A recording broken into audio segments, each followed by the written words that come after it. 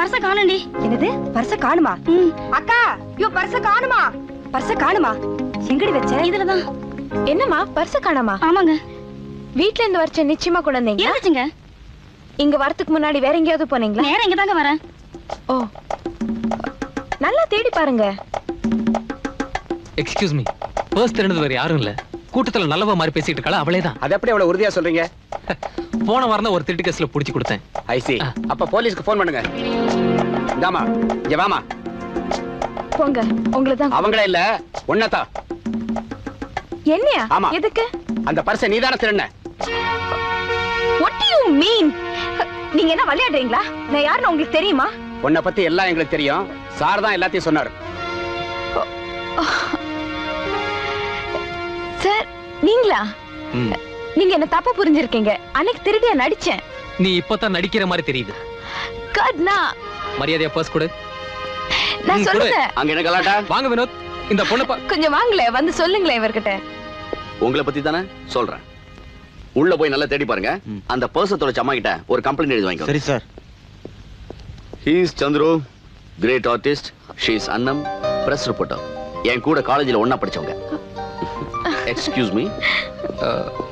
I am sorry. பரவாயில்ல sir, நீங்க தான் ஆர்டிஸ்ட் சந்துருன்னு எனக்கு தெரியல. நான் உங்க ரசிகை. உங்க பெயிண்டிங்ஸ் எல்லாம் எனக்கு ரொம்ப பிடிக்கும். உங்களை என் பத்திரிக்கைக்கு பேட்டி காணணும்னு ஆசைப்படுறேன். எப்போன்னு சொன்னீங்கன்னா? எப்போ வேணாலும் வரலாம். You are always welcome. Thank you sir. Get him. Get him. Kill that bugger, damn it.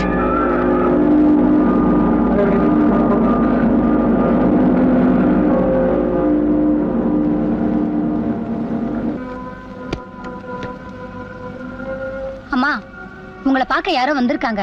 இது பாரு, அவசரமா நான் வெளியே போயிட்டு இருக்கேன். இன்னைக்கு ஒரு முக்கியமான அப்பாயின்மெண்ட் இருக்கு. யாரா இருந்தாலும் நாளைக்கு வர சொல்ல. சரிம்மா.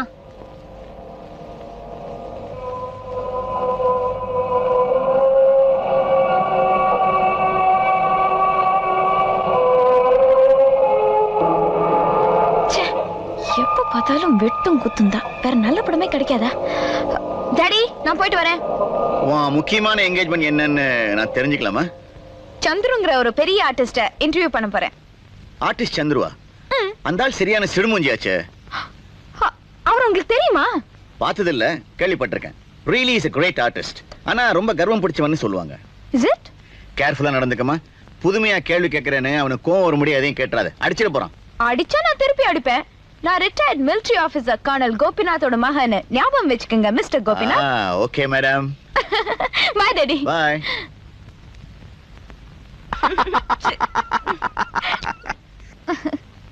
Thank you sir. ஒவ்வொருத்தர போட்டோக்காக சிரிக்க வைக்கிறது ரொம்ப கஷ்டம். நீங்க கேட்காமலே சிரிச்சிட்டீங்க. ஆமா, எதை நினைச்சு சிரிச்சீங்கன்னு தெரிஞ்சுக்கலாமா? அது ஒரு பழைய ஜோக். ஐ சி. என்கிட்ட சொன்னா நானும் சிரிப்பேனே. அது உங்ககிட்ட சொல்ல முடியாத ஜோக். எனக்குள்ளேயே இருக்கட்டுமே. ஐ am sorry miss Annam. Miss அண்ணம், நீங்க ஒரு பத்திரிகை நிருபர்னு தெரியாம அன்னைக்கு ஐ அம் ரியலி சாரி. பரவாயில்ல, அந்த சந்தர்ப்பத்தால தான் எனக்கு உங்க அனுபவம் கிடைச்சது. ஆமா, நீங்க சரியான சிடுமுஞ்சியாமே. யாருக்கிட்டையும் பேச மாட்டீங்களா? ரொம்ப கர்வம் பிடிச்சு வராமே. இதெல்லாம் உங்களுக்கு யார் சொன்னது? எங்க அப்பா. அவர் நல்ல கதை எழுதுவாரா?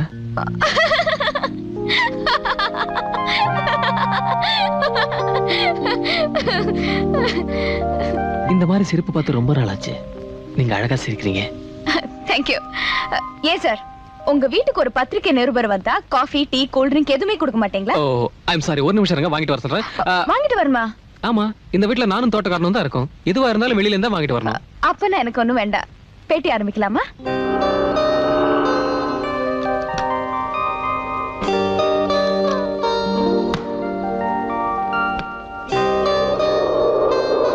ஆமா, முதல்ல நீங்க எப்போ வரைய ஆரம்பிச்சீங்க? 2ஆம் கிளாஸ்ல எங்க குண்டு டீச்சர் தான் நான் முதல்ல போர்ட்ல வரைஞ்சேன். பசங்க எல்லாம் ஆரவாரம் பண்ணாங்க, ரொம்ப பாராட்டினாங்க. அந்த டீச்சர் அதை பார்த்து என்ன பரிசு கொடுத்தாங்க தெரியுமா? ஒரு கை 2 கை ஆகிற மாதிரி கை நிறைய அடி கொடுத்தாங்க. அந்த வீங்கிற கையோட தான் நான் ஓவியன் ஆயிட்டேன். Something new. 1 minute. நீங்க ஏதாவது ஓவிய பள்ளியில படிச்சீங்களா? பள்ளிக்கூடத்தையே ஓவிய பள்ளியா மாத்திக்கிட்டேன். படிப்பே ஏறல. நோட்டு புத்தகத்துல பக்கத்துக்கு பக்கம் படங்களை தான் வரைஞ்சுக்கிட்டு இருந்தேன். பேர்ந்திருக்கிற சுண்ணாம்பு சோத்துல கூட எனக்கு பல ஓவியம் தான் தெரியும். ஆனா ஓவியம் சோறு போடாதுங்கிறது எங்க அப்பாவோட நம்பிக்கை. 24 மணி நேரமும் அர்ச்சனை. அவர் சத்தத்தை தாங்க முடியாம தான் நான் மெட்ராஸ்க்கு ரயில் ஏறிட்டேன். வழக்கம் போல சொல்லாம கொள்ளாமலா? இன்னொன்னு விட்டீங்களே, திருட்டு ரயில், அதுவும் தான்.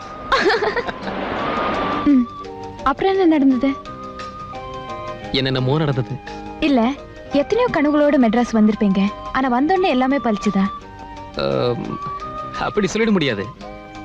மெட்ராஸுக்கு வந்த உடனே எனக்கு கிடைச்ச பெரிய லாபம் செலவு இல்லாம ஊர் சுத்தி பார்த்ததுதான். என்னுடைய ஓவியங்கள் எல்லாம் எடுத்துக்கிட்டு கம்பெனியா ஏறி இறங்கினேன். எங்க அப்பா சொன்ன மாதிரியே ஓவியம் எனக்கு சோறு போடல. ஒரு நாள் வாழ்க்கையை வெறுத்து போய் என்னுடைய ஓவியங்கள் எல்லாம் நடுத்தூர்ல போட்டு கொளுத்தினேன். அப்ப அந்த பக்கம் வந்த ஒரு வெளிநாட்டுக்காரரு என்னை தடுத்து மிஞ்சி இருக்கிற ஓவியங்கள் எல்லாம் நல்ல விலை கொடுத்து வாங்கிட்டு போனாரு. அப்புறம் பார்க்கணுமே, அதுவரையும் என்னை மதிக்காத இருந்த நம்ம பசங்க எல்லாம் என் பின்னாடியே அலைய ஆரம்பிச்சிட்டாங்க. தேவடியா பசங்க. I'm sorry. சோ ஒரு ஃபாரினர் தான் உங்களை நம்ம நாட்டுக்கு அறிமுகப்படுத்தி இருக்காருன்னு சொல்றீங்க? எக்ஸாக்ட்லி. அதுக்கப்புறம் என்னங்க, வாழ்க்கையில ஒரு கிடுகிடு வளர்ச்சி.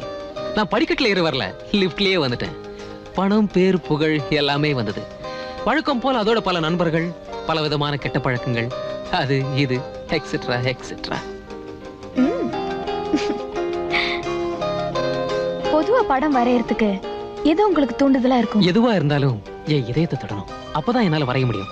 உதாரணத்துக்கு சொல்லணும்னா, இப்ப நீங்க உங்க தலையை அசைச்சு கூந்தல ஒதுக்குனீங்க பாருங்க, அந்த நளினம் என் இதயத்தை தொட்டுச்சு. கன்னத்துல கைய வச்சு நீங்க பாக்குற அந்த ஆழமான பார்வை என் இதயத்தை நெருடுது. உங்களுடைய அர்த்தம் நிறைஞ்ச அந்த அழுத்தமான புன்னகையை வச்சு 1000 மோனாலிசாக்களை என்னால உருவாக்க முடியும். தேங்க்யூ. நீங்க சொன்னது எல்லாத்தையும் கட்டுரை எழுதி உங்ககிட்ட கொண்டு வந்து படிச்சு காட்டுறேன். நீங்க ஓகே சொன்னதுக்கு அப்புறம் பிரஸ் கொடுக்கறேன். ஓகே? ஓகே. நீங்க ரொம்ப அழகா இருக்கீங்க. உங்க அழகு என்ன கவருது.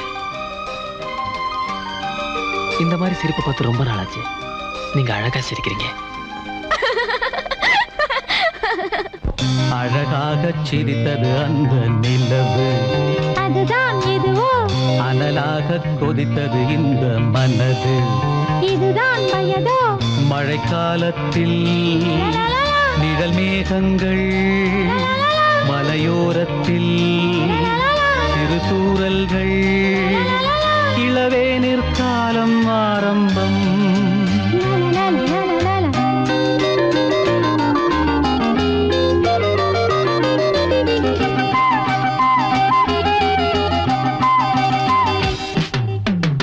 அழகாக சிரித்தது அந்த நிலவு, அதுதான் இதுவோ, அனலாக கொதித்தது இந்த மனது, இதுதான் வயதோ, மழைக்காலத்தில் நிழல் மேகங்கள், மலையோரத்தில் சிறு தூறல்கள், இளவேனிற் காலம் ஆரம்பம். அழகாக சிரித்தது அந்த நிலவு, அதுதான் இதுவோ, அனலாக கொதித்தது இந்த மனது, இதுதான் வயதோ.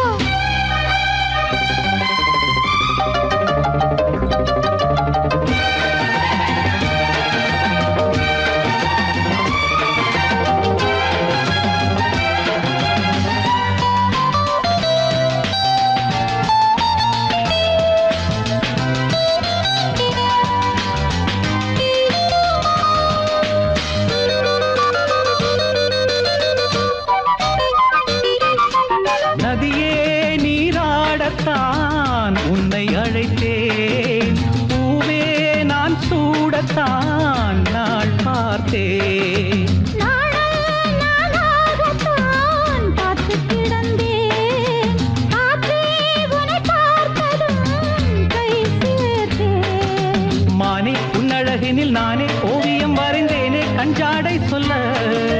நானே என் இதயத்தை தானே எடுத்துக் கொடுத்தேனே நீ சொந்தம் கொள்ள. பனி தூங்கும் ரோஜாவே, என்னை வாங்கும் ராஜாவே, ஒரு நாள் திருநாள் இதுதான் வரவோ.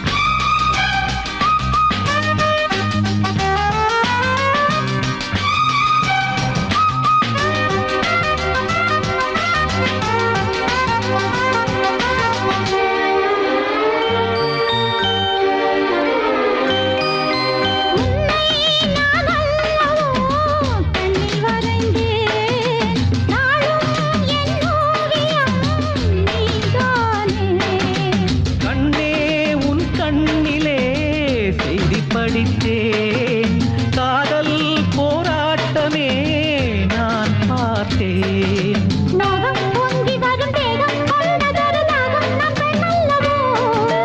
நானும் கொஞ்சிட அது தீரும் கட்டினில் இணை சேரும் என் கண்ணல்லவா இளமாலை பொழுதாக இரு நெஞ்சம் இனிதாக இனிமை வழியும் இளமை இதுவோ. இருவிழி சிவந்திட அழகாகச் சிரித்தது அந்த நிலவு அதுதான் இதுவோ. அனலாகக் கொதித்தது இந்த மனது இதுதான் வயதோ. மழைக்காலத்தில் நிழல் மேகங்கள் மலையோரத்தில் திருத்தூரல்கள் இளவேனிற் காலம் ஆரம்பம் லலலலலலல. அழகாகச் சிரித்தது அந்த நிலவு அதுதான் இதுவோ. அனலாகக் கொதித்தது இந்த மனது இதுதான் வயதோ.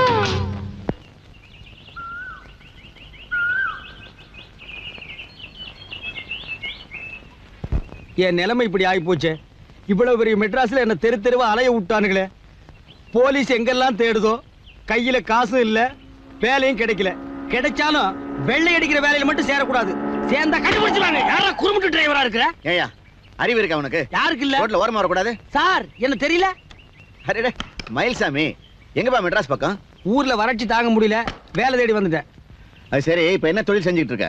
வழக்கம் போற வெள்ளை அடிக்கிற தொழில் தான். அதுவும் கிடைக்க மாட்டேங்குது சார். கிடைக்கலன்னா துபாய்க்கு வாங்கி போயிட வேண்டியதானே? துபாய்க்கு போனவங்கள துபாயிலேயே போய் பார்த்தா தான் தெரியுது. ஒட்டகத்துக்கு பொட்டு முன்னாக்கு வச்சுட்டு அலையறானுங்க. இங்க வந்து பெரிய இன்ஜினியர்னு சொல்றானுங்க. அதை நீயே செஞ்சிட வேண்டியதானே? நமக்கு எதுக்கு சார் உள்ளூர் செவத்துக்கு வெள்ளை அடிச்சிட்டு ஒழுங்கா சோறு திம்போம். அது சரி, பொங்கல்லாம் வருது, வீட்டுக்கெல்லாம் வெள்ளை அடிக்கணும். வீட்டுல என் மக பூர்ணிமா இருப்பா. அவங்களுக்கு வெள்ளை அடிச்சிருவா? ஆ, இல்ல அவங்க கிட்ட கேட்டு அவகிட்ட போய் பேசி வீட்டுல வெள்ளை அடிக்கிற வேலையை ஆரம்பி. அட்ரஸ் கொடுங்க. ஆ. இந்த அட்ரஸை கண்டுபிடிக்கிறதுக்குள்ள துபாய்க்கு 2 தடவை போயிட்டு வந்தலாம் போல இருக்கு. ஓஹோ, இங்கிலீஷ் 28 ஆ. பிஷப்ஸ் கார்டன், ராஜா அண்ணாமலைபுரம். ஆ, என் மக கிட்ட நான் அனுப்பிச்ச பெயிண்டர்னு சொல்லு. எப்படி? நான் அனுப்பிச்ச பெயிண்டர்னு சொல்லு.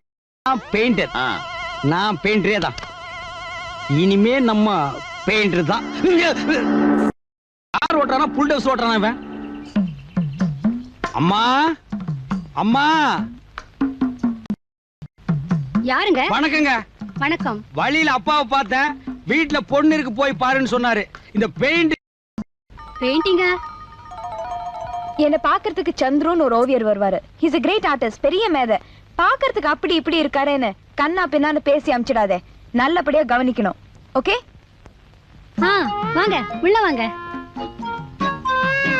பரவாயில்ல, உட்காருங்க. இதுல உட்காரலாங்களா? உட்காரலாம், உட்காருங்க. என்ன சாப்பிடுறீங்க? காஃபியா, கூல் ட்ரிங்க்ஸா? நீங்க ஆசைப்பட்டு எது கொடுத்தாலும் வாங்கி குடிச்சுக்கிறேன். இருங்க, எடுத்துட்டு வரேன்.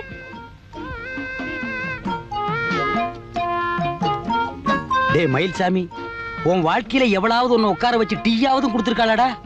இப்ப நீ வெள்ளை அடிக்க வந்தவங்கிறது தெரிஞ்சது, உன் மான மரியாதை எல்லாம் கப்பல் ஏறிடும். பேசாம நடிச்சிரு. இந்த ஆள் நம்மள இந்த வீட்டு பொண்ணுன்னே நினைச்சிட்டாரு. இப்ப வேலைக்காரின்னு தெரிஞ்சா இந்த மரியாதை போயிடும். இப்படியே நடிச்சிட வேண்டியதுதான்.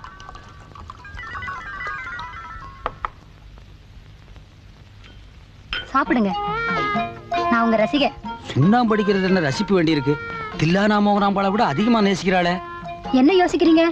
நான் உங்க ரசிகையா இருக்க கூடாதா? இருந்துட்டு போங்களேன். கலர்ல எத்தனையோ விதம் இருக்கு. நீங்க வெள்ளை மட்டும் ரசிக்கிறீங்களே. நீங்க கலரா இல்ல கருப்புங்கிறதுக்காக உங்க வெள்ளை மனசை ரசிக்காம இருக்க முடியுமா? ஓ, நீங்க சென்டிமெண்ட் ரொம்ப டச் பண்ணிட்டீங்க. சாப்பிடுங்க. ஆ. உங்களை நல்லா கவனிக்கணும்னு சொல்லிருக்காங்க. ஏனுங்க, நான் யாருன்னு நல்லா தெரிஞ்சிட்டீங்களா? ஏன் தெரியாது? நீங்க ஆர்டிஸ்ட் சந்துரு தானே? அப்படியே வச்சுக்கங்க. நான் யாருன்னு தெரிஞ்சா தின்னதெல்லாம் கக்க சொல்லுவா போல் இருக்கேன். இவங்க அப்பா ஒரு இங்கேதான் கேட்டவன். என்ன பெயிண்டர்னு சொல்ல சொல்லிட்டான். இவளு என்ன பெயிண்டர்னு நினைச்சு எப்படியெல்லாம் நடக்க போறாளோ. ஒரு ஆபத்துல மாட்டியே இன்னும் தப்புல, அதுக்குள்ள இன்னொரு ஆபத்து உருவாகுதேடா மயில்சாமி.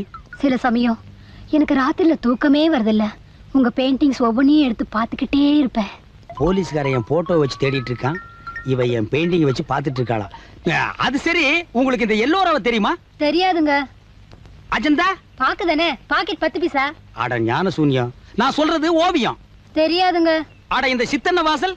எனக்கு முன் வாசல் மறுவாசல் தாங்க தெரியும். இந்த வீட்டுக்கு பின் வாசல் இருக்கா? இல்லைங்க. வயசு பொண்ணு இருக்கிற வீட்டுல பின்னால வாசல் வச்சு கட்ட வேண்டாம்? எதுக்குங்க? ஆத்திர அவசரத்துக்கு உதவுமேனு தான். சரி அப்பா எப்ப வருவாரு? இப்போ வந்துருவாங்க. அப்ப நான் புறப்படுறேன்.